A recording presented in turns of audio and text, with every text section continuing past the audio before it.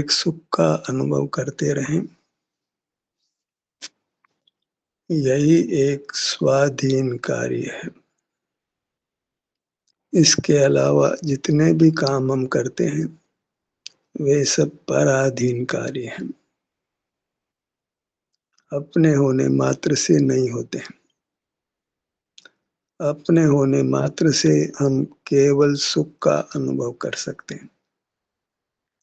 परमात्मा स्वयं है, उनको केवल सुख का अनुभव होता है और कोई काम न होता है न वे कर सकते हैं।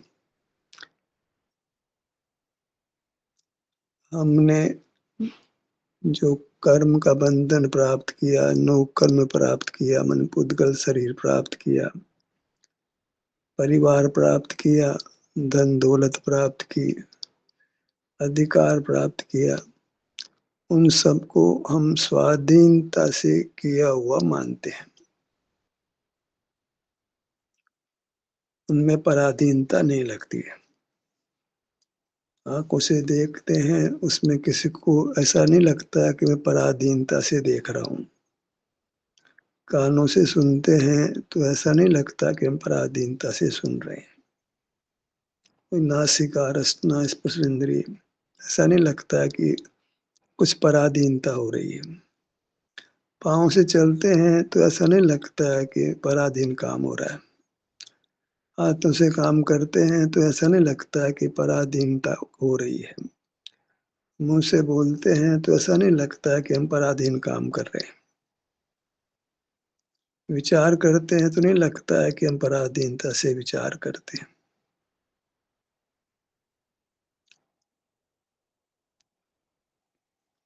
घर में भोजन करते हैं, पत्नी ने बनाया है, माता ने बनाया है, तो हम ये नहीं महसूस करते कि हम पराधीनता से भोजन ग्रहण कर रहे हैं।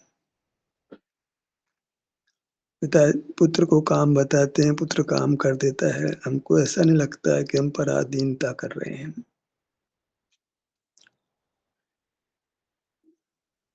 नौकर से भी काम कराते हैं तो ऐसा नहीं लगता है कि हम पराधीनता से काम कर रहे हैं। जो कुछ हमको संयोग मिला, उस सब को हम अपना स्वरूप मान लेते हैं और उससे होने वाले काम को स्वाधीन मानते हैं। अपने मित्र को काम बताते हैं, मित्र काम कर देता है, हम ये नहीं मानते कि हमने कोई पराधीनता की। तो मित्र को अपना मान लिया, परिवार को अपना मान लिया, धन को अपना मान लिया, मूर्त शरीर को अपना मान लिया। हम तो यहाँ तक कहते हैं कि वेदना का अनुभव किया, वो भी पराधीनता है। कारण कि हमारे होने मात्र से वेदना का अनुभव नहीं हो सकता है। कर्म का संबंध है तो वेदना का अनुभव हुआ। कर्म का संबंध नहीं होता तो वेदना का अनुभव हम स्वाधीनता से नहीं कर सकते थे। भगवान को कहें कि आप वेदना का अनुभव करिए, नहीं कर सकते। कोई पर चाहिए। पर चाहिए मन पर का होना ही पराधीनता है। हमारे कार्य में पर का निमित्त होना वो पराधीनता है। जो नैमित्तिक है वो सब पराधीन है। जो नैमित्तिक नहीं है वह स्वाधीन है। ज्ञान कर रहे हैं, क्रिया कर रहे हैं, सब उद्गर्ष शरीर के होने से कर रहे हैं। एक सुख का अनुभव हम करते हैं अपने शरीर में, उसमें कोई निमित्तता नहीं है, तो उसको पारणामिक कहते हैं। अपने स्वभाव से ही होता है, कोई निमित्त नहीं। यही एक ऐसा काम है जो करके हम स्वाधीन होंगे, परमात्मा होंगे। इसके अलावा जो भी कुछ हम करें वह सब बंधन का कारण बनेगा, मुक्ति का कारण नहीं बनेगा। स्वाधीन काम करके ही हम स्वाधीन हो सकते हैं। विवाह पर्यायों को असमान जाति द्रव्य पर्याय भी कहते हैं और उसमें पुद्गल निमित्त होने से उसको पुद्गल की पर्याय भी कहते हैं। जो काम केवल अपने होने से होता है वो अपनी पर्याय। स्वाभाविक पर्याय, अपनी पर्याय, विभाव पर्याय हम अकेले नहीं कर सकते थे, तो उसको अपनी पर्याय नहीं माना, विवाह पर्याय को अपनी पर्याय नहीं मानना, अपनी होने पर भी। स्वभाव पर्याय जो स्वाधीनता से होते उसके स्वामी बनो, पराधीन पर्यायों का स्वामित्व छोड़ दो। क्यों दोष के स्वामी बनते हो? पराधीन कार्य दोष है। मैंने दोष किया, अपने मुंह से आत्मनिंदा क्यों करते हो? मैं जानता हूं ये आत्मनिंदा हो गई, क्योंकि जानना पराधीनता से होता है। पराधीन काम किया, हम पराधीन रहे। जब पराधीन कार्यों को हम अस्वीकार करते हैं तो स्वाधीन होते हैं। अंग्रेज शासन करते रहे, हमने उनको मान ही लिया कि वह शासक, हम शास्य हैं। वे शासन करते हैं, हमें उनके शासन में रहना है। पर जब उसको हमने अस्वीकार किया तो भले ही विद्रोह हुआ, पर मुक्त हो गए।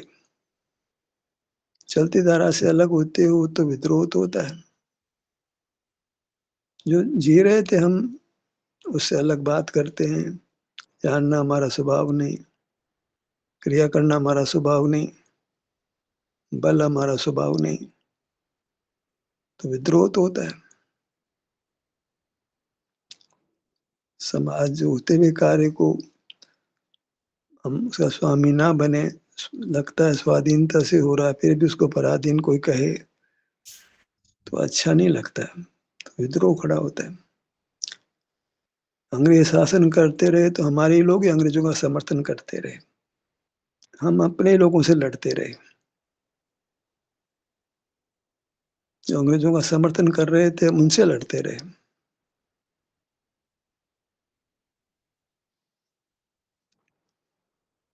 हम अपने राग पर ही ऐसे जूझते रहते हैं, अपने द्वेष पर ही ऐसे जूझते रहते हैं, अपने परिजनों से, अपने मित्रों से, अपने मूर्ख शरीर से जूझते रहते हैं। उनको हमने आत्मसात कर लिया। पराधीन कार्यों को अपना कार्य मान लिया। जानना मेरा काम है, देखना मेरा काम है, दर्शन करना हमारा काम है, पानी छान कर पीना हमारा काम है, रात्रि भोजन नहीं करना हमारा काम है, जमे कर नहीं खाना हमारा काम है, अहिंसा का जीवन की रक्षा करना हमारा काम है, सत्य बोलना हमारा काम है, चोरी नहीं करना हमारा काम, ब्रह्मचर्य से रहना हमारा काम है, परिग्रह नहीं रखना हमारा काम है। ये सब बातें उद्गल के संबंध वाली हैं। बिना पुद्गल के संबंध के क्या होगा? केवल आप अपने शरीर में सुख की स्थिति का अनुभव कर सकते हैं। इसमें कोई दूसरा निमित्त नहीं। यह समान जाति, समान जाति द्रव्य पर्याय नहीं है, ये शुद्ध द्रव्य पर्याय है। केवल अपने से होती है और इसी से हम स्वाधीन होने वाले हैं। उद्गल के संबंध से होने वाले कार्यों को पराधीन मानना, चाहे देखना हो, जानना हो, हिलना हो, डुलना हो, बोलना हो, चलना हो, व्यवसाय करना हो, परिवार का पालन पोषण करना हो, सब पराधीन काम है। मूर्त शरीर के होने से होते हैं। कितने काम घर की सफाई के नौकर से कराते हैं, पराधीन काम है। हम भी अपने हाथ से घर की झाड़ू लगाते हैं, वो पराधीन है। अपने कपड़े खुद धोते हैं, पराधीन काम है। अपना खाना खुद बनाते हैं, पराधीन काम है। सोच भी नहीं सकता है, मैं तो अपना खाना खुद अपने हाथों से बनाता हूँ, ये पराधीन काम हो गया। अपने कपड़े खुद धोता हूँ, पराधीन काम हो गया। अपने घर की झाड़ू मैं खुद लगाता हूँ, अपने बर्तन खुद मांजता हूँ, पराधीन काम हो गया। पराधीन कामों को हमने स्वाधीन मान लिया। उस काम में निसंग बरतते हैं, कोई शंका ही नहीं उत्पन्न होती है। स्वाभिमान होता है, गौरव होता है, अपना काम मैं खुद करता हूँ, स्वावलंबी हूँ।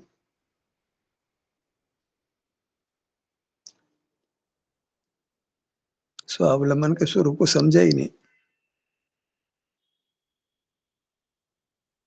अपने शरीर में सुख का जो अनुभव होता है वो हम करते हैं, इसमें कर्म नो कर्म की सहायता नहीं है।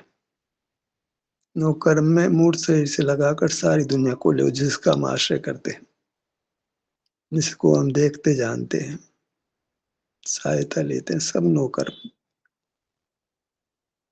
कर्म नो कर्म से होने वाले काम को जब तक स्वाधीन मानते रहेंगे, तब तक वे कर्म नो कर्म बने रहेंगे, कभी मुक्त नहीं होंगे। अपना खाना खुद बना लेना और एक बात है, उसको स्वाधीन काम मानना है दूसरी बात है। पाप पुण्य की तरह अंतर पड़ता है। अब खुद बना के खाते हैं, उसको वाला पुण्य में डाल दो। पत्नी बनाकर खिलाती है, माता बनाकर खिलाती है, बहन बनाकर खिलाती है, नौकर बनाकर खिलाते हैं।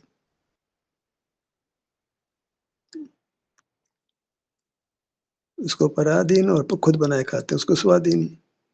और खुद भी बनाकर तो मूर्त शरीर के सहाय से बनाते हैं ना। ये मूर्त शरीर ना होता तो मूर्त शरीर तो हमारा ही है, उसमें क्या पराधीनता है? जो फ्री में मिल गया उसको कोई पराधीन नहीं मानता है। श्वास लेते हैं, हवा का उपयोग करते हैं, चलाकर श्वास लेते हैं, क्या पराधीनता है? पल पल पराधीनता है, और उसमें कहीं पराधीनता लगती नहीं है। तो पराधीन काम को स्वाधीन मान रहे हैं, तो पराधीन काम से बंधन होता रहेगा। हम समझते हमने कोई पाप किया ही नहीं। पराधीनता ही तो पाप है। पराधीन काम करना ही पाप है, पराश्रय करना ही पाप है। स्वाश्रय करने में कोई पाप नहीं। और स्वाश्रय स्वाधीनता से होता है। स्वाश्रय में ही पराधीनता कैसे मानी जाएगी? स्वाश्रय सीधा सीधी बात है कि पांव से मस्तक है स्व, इसका आश्रय करो। इसमें कोई इंद्रियों का काम नहीं है। आँख खोल के देखने की बात ही नहीं है। यहाँ तो अपनी वस्तु अनुभव में आती है, सो अनुभव करते हैं। और इसमें भी इतना विवेक हो गया कि वेदना हमारा स्वरूप नहीं, हमारी वस्तु नहीं। सुख हमारी वस्तु है, सुख हमारा स्वभाव है, वेदना हमारा स्वभाव नहीं है। वेदना भोग मैं मुक्त होऊंगा, ये तो पराधीन भाव को भोग कर मैं मुक्त होऊंगा। पराधीन भाव को भोगना हमारा स्वरूप नहीं है।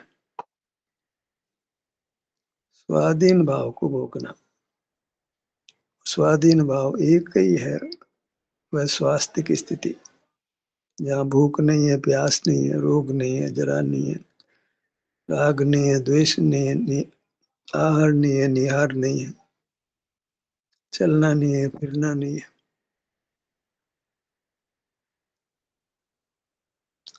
निज विस्तार में वेदना भी नहीं और क्रिया भी नहीं। उस स्थिति का जो हम अनुभव करते हैं वह स्वाधीन है, और वह वास्तव में मोक्ष का मार्ग है। पराधीनता से अपने आप को मुक्त करना और स्वाधीन हो जाना, मुक्त हो जाना, परमात्मा हो जाना, ऐसा हम स्वीकार करते हैं तो फिर देखना अपराध की कोटि में आएगा। आंख से देखना, कान से सुनना, नाक से सूंघना, जीभ से चखना, स्पर्श करना, हाथ को हिलाना, पाँव को हिलाना, खाना बनाना, खाना खाना, बोलना, चलना, विचार करना, श्वास लेना, छोड़ना, ये सब पराधीन क्रिया है। हम अकेले होते तो ये नहीं कर पाते। जो काम अकेले होने से कर सकते हैं वह स्वाधीन काम है। परमात्मा अकेले हैं, और वे केवल उनको सुख का अनुभव होता है, करते हैं, एक ही बात है। जो मोक्ष का स्वरूप है वही मोक्ष मार्ग का स्वरूप है। परमात्मा स्वाधीन और मोक्ष मार्ग भी स्वाधीन। चारित्र का कितना स्वरूप रहा, धर्म का कितना स्वरूप रहा कि अपना स्वरूप जो सुख है उसका अनुभव करना। हम सुख स्वरूपी है, रंग रूप गंध रूप नहीं है, स्पर्श रूप नहीं है, वो क्रिया रूप नहीं है। मन की क्रिया नहीं, वचन की क्रिया नहीं, काय की क्रिया नहीं, श्वासोच्छ्वास भी नहीं और यहाँ तक कि जन्म मरण भी नहीं। ऐसा हमारा स्वरूप है। वहाँ क्या है? एक सुख का अनुभव है। वो वैसे एक नहीं है, बिना पर के सहारे का सुख है। केवल अपनी मूरत का सहारा है। अपनी मूरत के आश्रय में कोई पराधीनता नहीं है। कोई आँख की ज़रूरत नहीं, कोई कान की ज़रूरत नहीं, कोई धन की नहीं, परिवार की नहीं, कोई माता-पिता की नहीं, किसी निर्देशक की ज़रूरत नहीं। जब चाहे हम अपने विस्तार को लक्ष्य में लें और वहाँ आराम की स्थिति को भोगें। बहुधा भाग तो आराम में ही होते हैं। हम तो सुख स्वभावी हैं तो सुख को भोगेंगे। कर्म की उपाधि को होने वाली वेदना को हम काहे उस कर्म के कार्य को नहीं भोगते। कर्म फल को नहीं चेतते हैं, अपने स्वभाव को चेतते हैं, सुख को चेतते हैं। वही चेतना है। चेतना का अर्थ ही गलत कर दिया गया। चेतना माने अनुभव करना। किसका अनुभव करना? सुख का अनुभव करना। वेदना को तो हम सहन करते हैं और सुख का हम अनुभव करते हैं।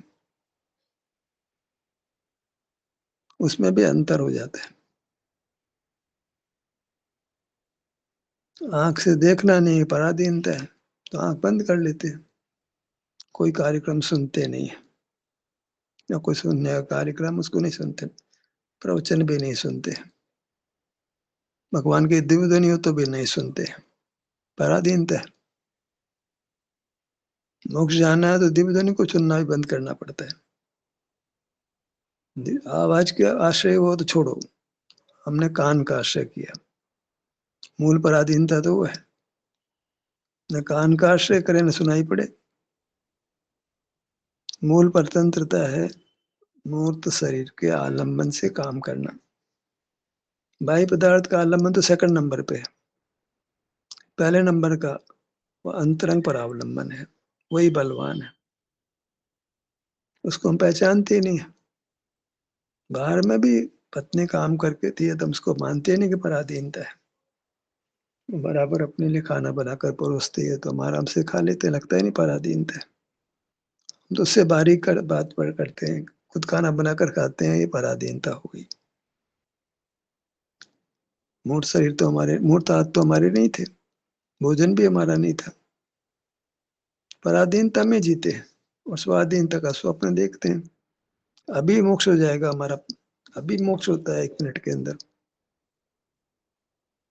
24 घंटे पराधीनता में बीतते हैं और स्वाधीनता की कल्पना करते हैं, स्वाधीनता की इच्छा करते हैं। स्वाधीनता का स्वरूप ही नहीं समझते हैं। देखने जानने को नहीं रोकना, माने पराधीनता को नहीं रोकना, तो स्वाधीनता आसमान से आ जाएगी। पराधीन काम को रोकना ही नहीं, खराब काम को रोकना ही नहीं, अच्छा काम आ जाएगा।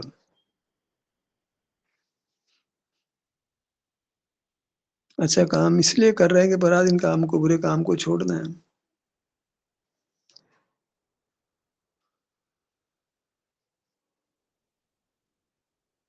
ये सब निर्धार करके हमने शरीर में सुख की स्थिति जो उपलब्ध है, स्वाधीनता से हमारा स्वरूप है, हमारा स्वभाव है। उसमें कोई सहायता भेजने का काम नहीं है। उसमें मूल शरीर सही है इसलिए सुख हो रहा है, ये बात नहीं है। भगवान के पास, सिद्ध भगवान के पास तो मूल शरीर नहीं है, फिर भी सुख होता है। तो वो तो सुख तो से मूल शरीर कारण नहीं। ज्ञान के पक्ष में तर्क देते हैं कि देखो नींद में तो आँखें काम नहीं करती है, फिर भी हम ज्ञान करते हैं ना। उनको खबर नहीं है कि ज्ञान के उपकरण और भी हैं। उसको वास्तव में ज्ञान ही नहीं कहते, वो तो एक क्रिया है, ज्ञान तो इंद्रिय ज्ञान ही है। बाकी तो उसको जनागम बल की कोटि में रखता है। मन, वचन, बल, मन, वचन, काया की क्रिया को बल में रखता है, वो ज्ञान में रखता ही नहीं। ज्ञान में तो 5 इंद्रियों से होने वाले ज्ञान को ही रखता है। वो तो निद्रा में नहीं होता है। तो पराधीनता से ज्ञान होता है।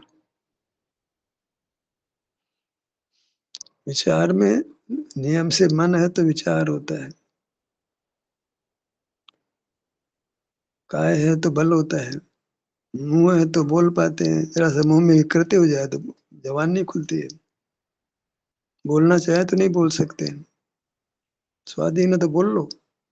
कंठ खराब हो गया, कोई व्यक्ति का गला खराब हो गया, तो डॉक्टर कहता है अब नहीं बोल सकता है, तो नहीं बोल पाता है।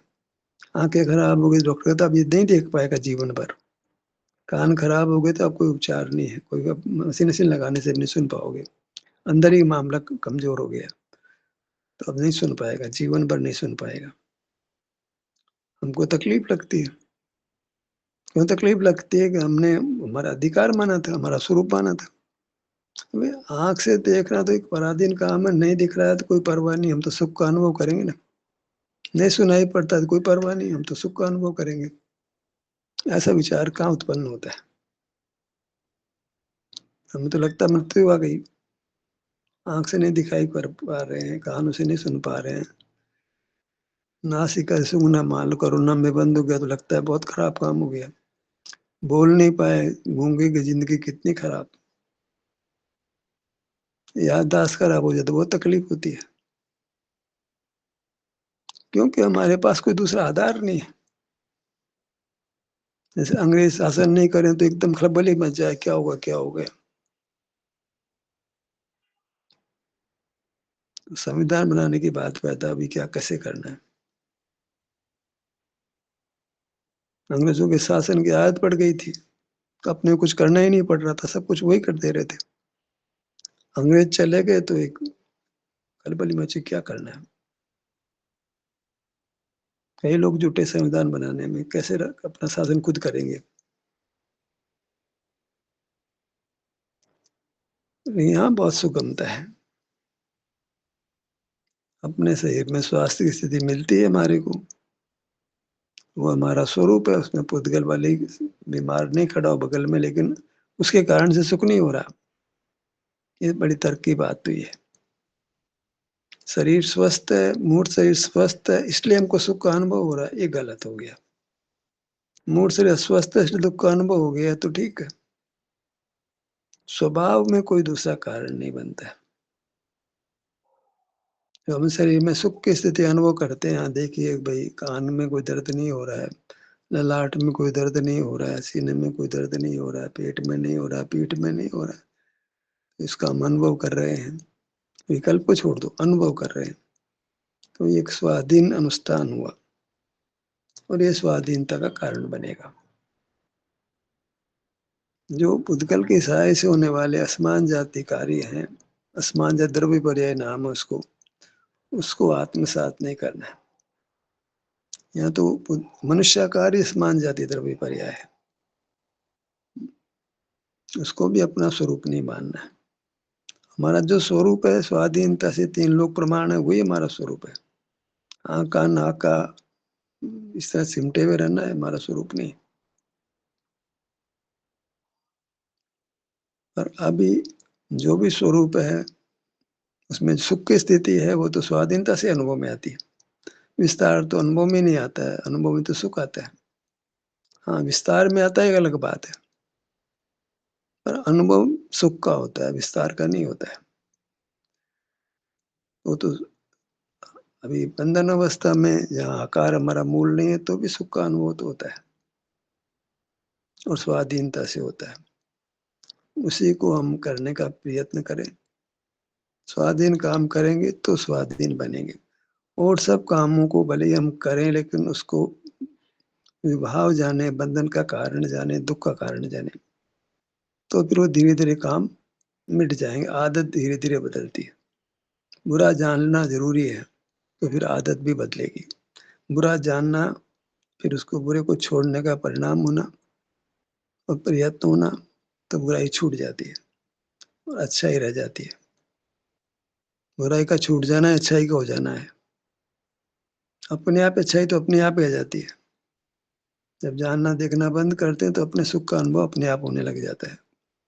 स्वाधीनता अपने आप हो जाती है, पराधीनता को छोड़ देते हैं तो। अंग्रेज गए तो स्वाधीन हो ही गए। अलग से स्वाधीनता का अनुष्ठान कुछ नहीं करना पड़ा।